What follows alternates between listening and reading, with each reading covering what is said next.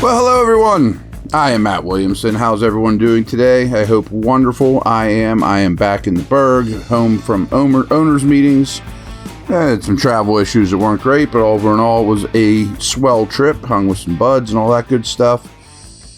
We are going to center today's podcast on centers. How about that? See how I did that? Pretty nifty. So here's what I think is going. Let's just start here. Boy, do I get more tweets from you guys about the concerns at the center position than anything I think with this team. And believe it or not, folks, I mean, as Steeler fans, you are not entitled. It's not your God-given right to have Mike Webster, Dirk Dawson, Pouncey, Hardings. Just because we've gotten very used to that around here just doesn't mean that you're going to have the best centers in the league. And if they don't, then team stinks. The line's going to fall apart. Now, growing up as someone born in 1973, I understand, and following this team very, very closely, I understand and greatly value a great center. But I think times are a little tough right now. You know, as we record this at the end of March, I'm going to lay out your options and you tell me what you like, but not any of them are tremendous, to be very honest with you. And I very much think so. If you gave Omar in the front office truth serum, that they were probably taken aback a little bit by the contracts the free agent centers got this year. And I bet that they didn't project those numbers to be that high. All the cap people out there that I have great faith in didn't expect those numbers to be that high, especially at guard, but even at center. So, okay, free agency didn't go as planned. So we got a couple options here. So I think there are 3 options in-house to play center. The obvious one's Herbig.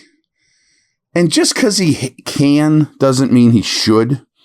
I look at him as the definition of a mauling 325-pound guard, especially in the Steelers' old system. He's not fleet of foot enough to me. I don't think his quickness off the snap is where I want it to be at that center position. Yes, he could do it. Could he hold down the fort for a month while one of these other options gets ready? Yeah, so there's value there. I mean, his swing ability on the interior has value. Okay.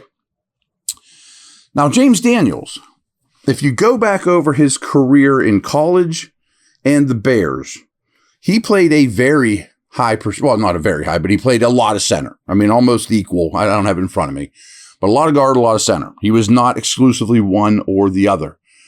He's a little on the shorter side. He's a very good athlete.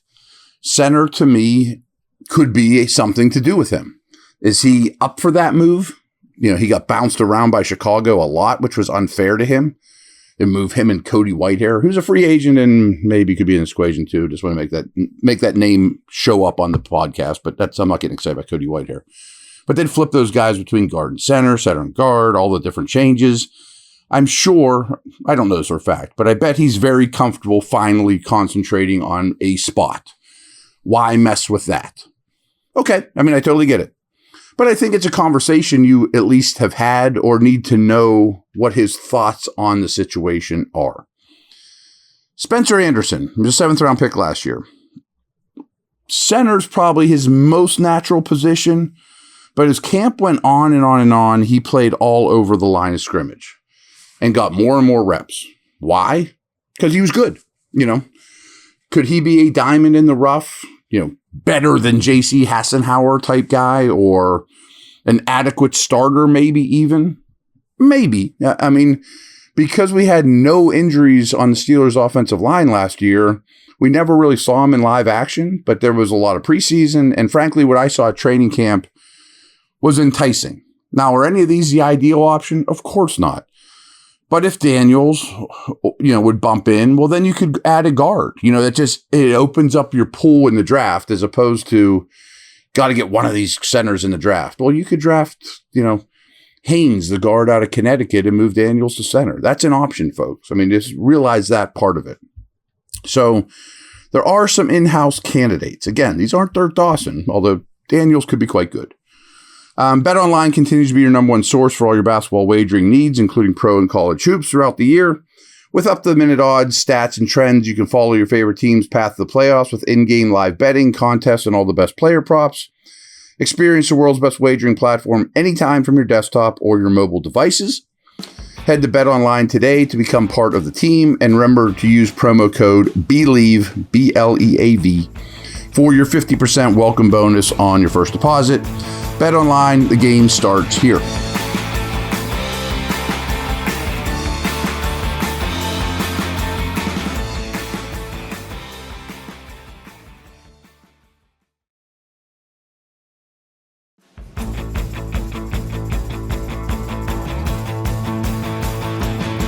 All right, I briefly mentioned Whitehair.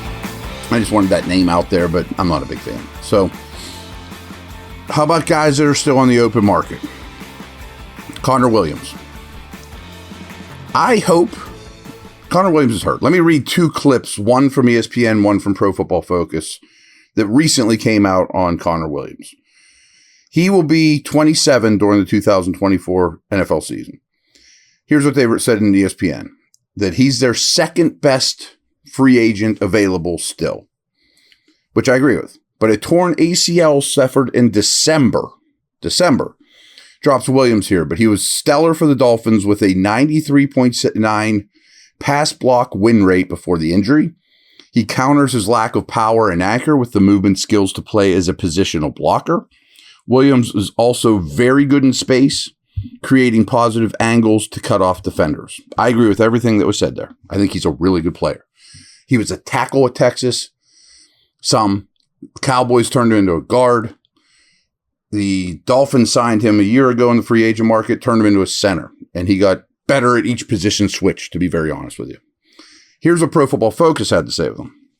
Williams started his career with the Dallas Cowboys at left guard and blossomed in Miami as center, thriving as a run blocker in Mike McDaniel's zone blocking scheme, which is what's going to be seen more of here, where he was able to quickly get to the second level and lead the way.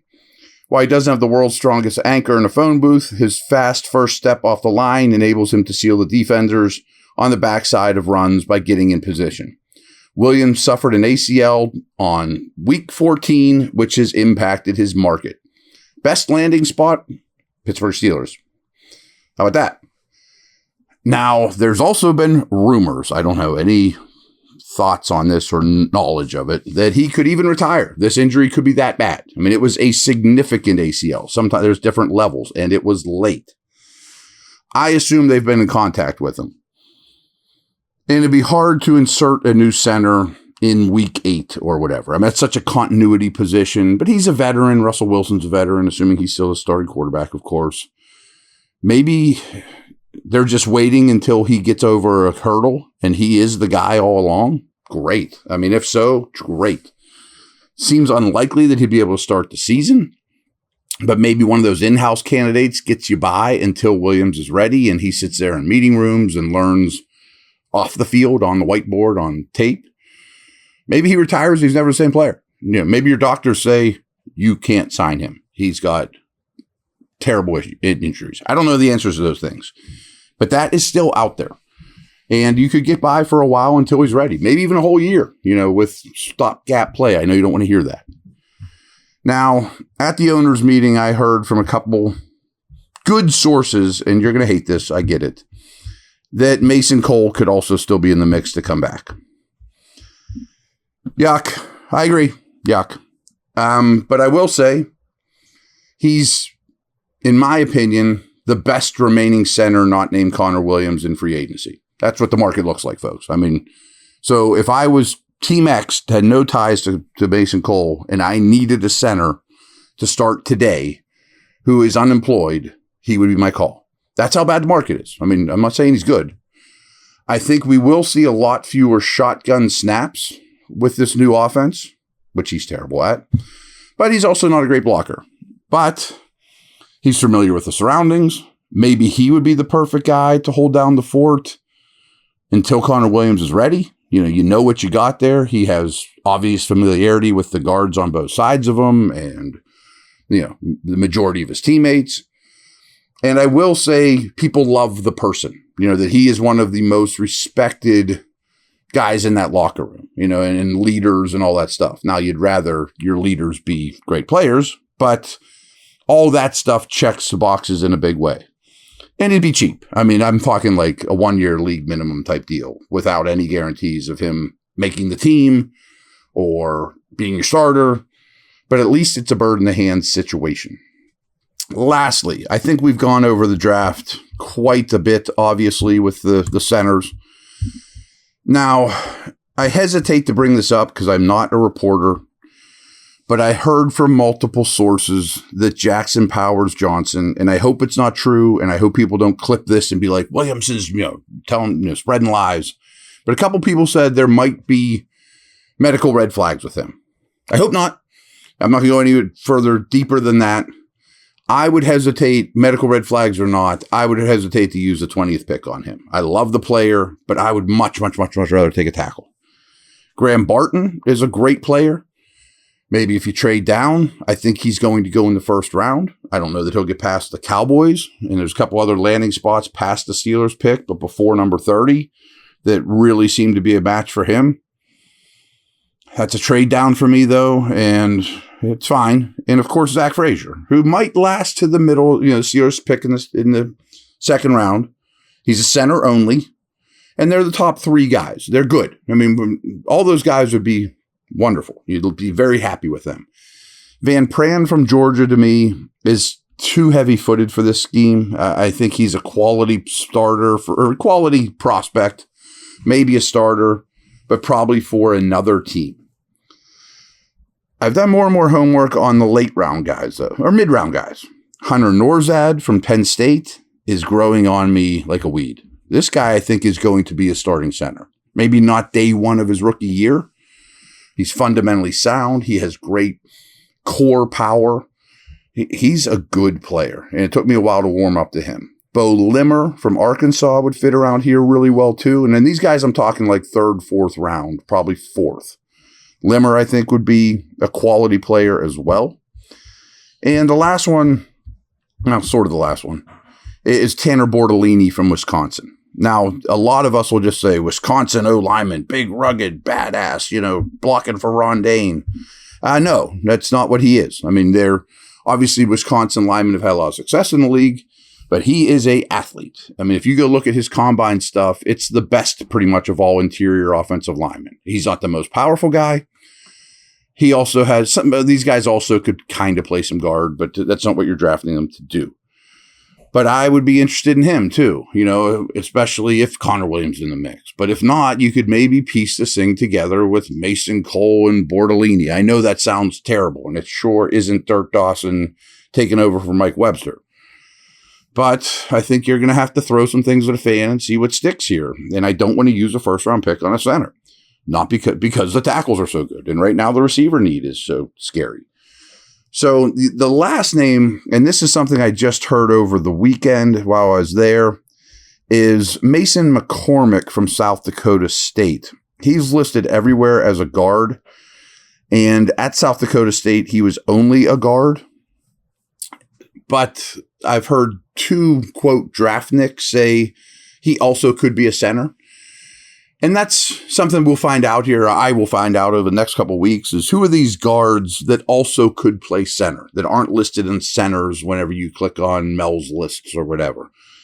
But McCormick also had a monster combine. He dominated small school competition at South Dakota State.